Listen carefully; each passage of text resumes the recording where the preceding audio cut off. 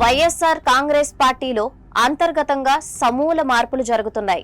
వచ్చే 3 ఏళ్లలో పార్టీని మరింతగా బలోపేతం చేయాలంటే మార్పులు తప్పనిసరి అని పార్టీ నాయకత్వం భావిస్తోంది.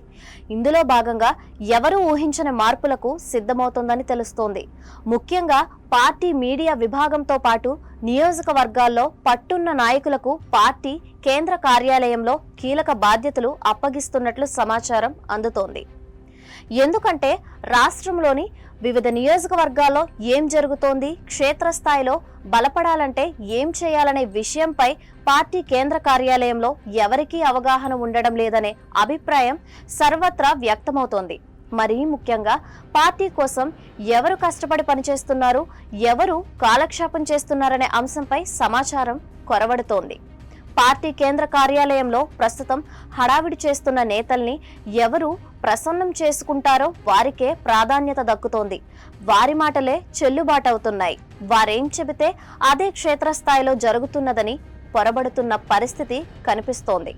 రాష్ట్రంలోని కొన్ని నియోజకవర్గాల ఇన్ఛార్జీల నియామకం విషయంలో ఇది స్పష్టమైంది. నియోజకవర్గంలో ఏమాత్రం పట్టులేని లేదా తీవ్ర వ్యతిరేకత ఉన్న నేతలకు పార్టీ బాధ్యతలు అప్పగిస్తుండడం పార్టీ కార్యకర్తలకు మింగుడు పడడం లేదు. ఇలాంటి పరిణామం కేవలం వైఎస్ఆర్ కాంగ్రెస్ పార్టీకే కాదు, ఏ పార్టీకి కూడా మంచిది కాదు. ఇక మీడియా విభాగం లేదా అధికార ప్రతినిధులు లేదా విశ్లేషకుల విషయానికొస్తే మరింత అధ్వాన్నంగా ఉంది. మిడిమిడి జ్ఞానం ఉన్నవారు ఏ నియోజకవర్గంలోనూ ఎలాంటి పట్టులేని వారికి తీసుకొచ్చి అధికార ప్రతినిధులంటూ కూర్చోబెట్టేస్తున్నారు. ఫలితంగా ఏం మాట్లాడుతున్నారో, ఏం చెప్పాలనుకుంటున్నారో తెలియని పరిస్థితి.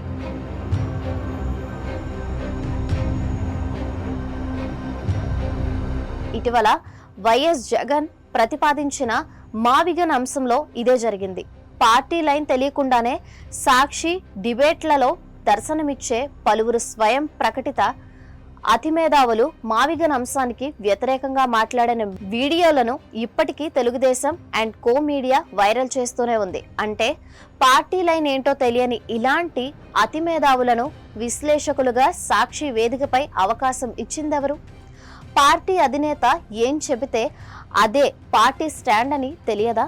అలాంటి వ్యక్తుల్ని అధికార ప్రతినిధులుగా లేదా విశ్లేషకులుగా సాక్షిలో ఎందుకు అవకాశం కల్పిస్తున్నారు? ఎవరు ప్రోత్సహిస్తున్నారు? ఈ ప్రశ్నలకు సమాధానం రాబట్టాల్సిందే. ఇలాంటి వ్యవహారాల వెనుక ఎవరి ప్రమేయం ఉందో తెలుసుకొని వారిపై చర్యలు తీసుకుంటే మరోసారి ఇలాంటి పరిస్థితి పునరావృతం కాదు.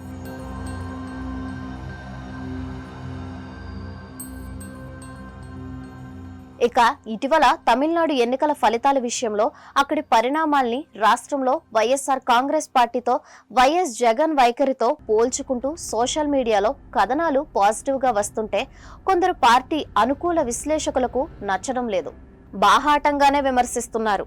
తమకు తాము ఎన్నికల విశ్లేషకులుగా చెప్పుకొని తిరుగుతూ డబ్బులిస్తేనే మాట్లాడతామంటూ వ్యాఖ్యలు కూడా చేసే స్థాయికి వచ్చేసారంటే పరిస్థితి ఎలా ఉందో అర్థం చేసుకోవచ్చు.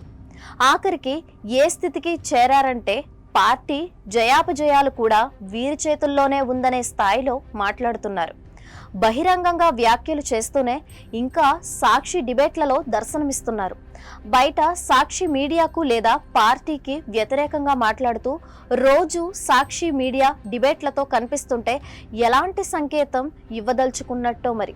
ఇలాంటి విపరీత ధోరణులకు చెక్ పెట్టాల్సిందే, నియంత్రించాల్సింది ఎవరు? పార్టీ కార్యాలయంలో ఉన్న వ్యక్తులకు ఈ సంగతి తెలియదా? ఎవరు పార్టీ లైన్ దాటుతున్నారు, ఎవరు ఎలా వ్యవహరిస్తున్నారో తెలియదా? ఇప్పటికైనా మార్పు రావాల్సిందే. అందుకే రానున్న రోజుల్లో పార్టీలో సమూల మార్పులు జరగనున్నాయనే వాదన గట్టిగా వినిపిస్తోంది.